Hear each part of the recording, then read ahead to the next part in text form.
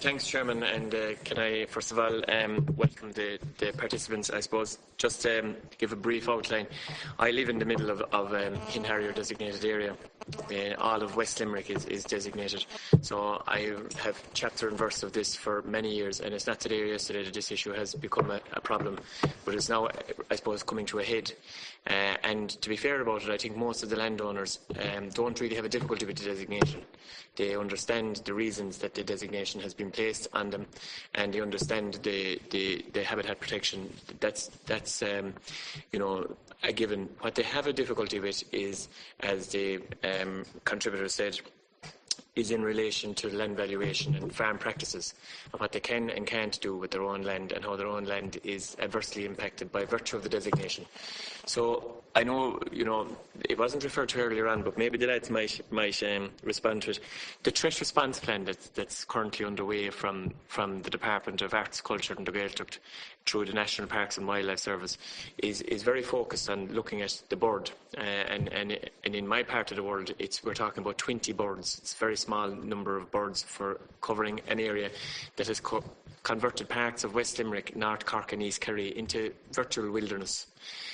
So the numbers of birds is depleting year on year, and nobody can give you a definitive reason as to whether it is intensive agriculture, whether it is farm practices, whether it is wind energy, whether it is scrub. They can't really give you a reason as to what is happening the birds' population, or is the bird just dying out because these things happen.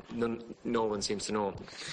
I just would like if the lads might give their own opinion in relation to for what they see from a practical point of view on the ground in relation to how this thing can be brought to a head, because the designation isn't going to be lifted.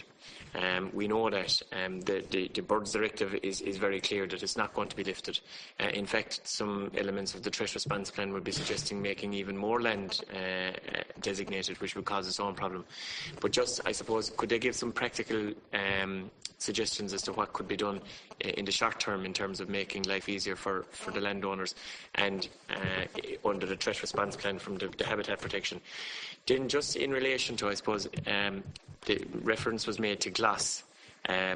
You might just give an example of what it is that a farmer with designation has to go through versus what a farmer without designation has to go through, and the comparisons that are there in terms of the payments that would be available to them if it was just glass. Because I think that's important as well for people looking in at this, that for people looking in at this who don't really have the grasp that you have of it, and they look at it and they say, sure, what harm is there if they're going to get glass? You're going to be fine. Just to give a practical example of what it has meant for ye as landowners, even in terms of what auctioneers are saying about what your land is worth or what it's not worth. Just finally, as I say, it isn't today or yesterday, Chairman, and I appreciate the committee's time for looking at this. This thing has been knocking around now for a long time, and successive governments and successive ministers haven't dealt with it. And I think it needs to be dealt with now, because there's a fairness element here.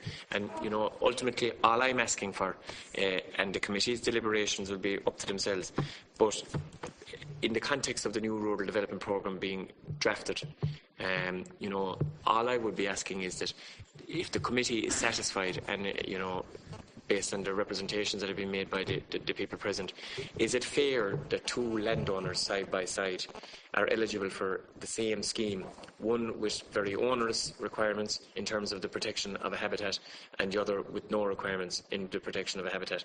And ultimately, if it isn't fair, then something should be done about it. And that's all I would be asking is, and I think based on having gone around West and East Limerick with these lads on a kind of a road trip of public meetings, that's all people are looking for here, is that acknowledge the fact that designation puts a responsibility on a landowner that without the designation you don't have it.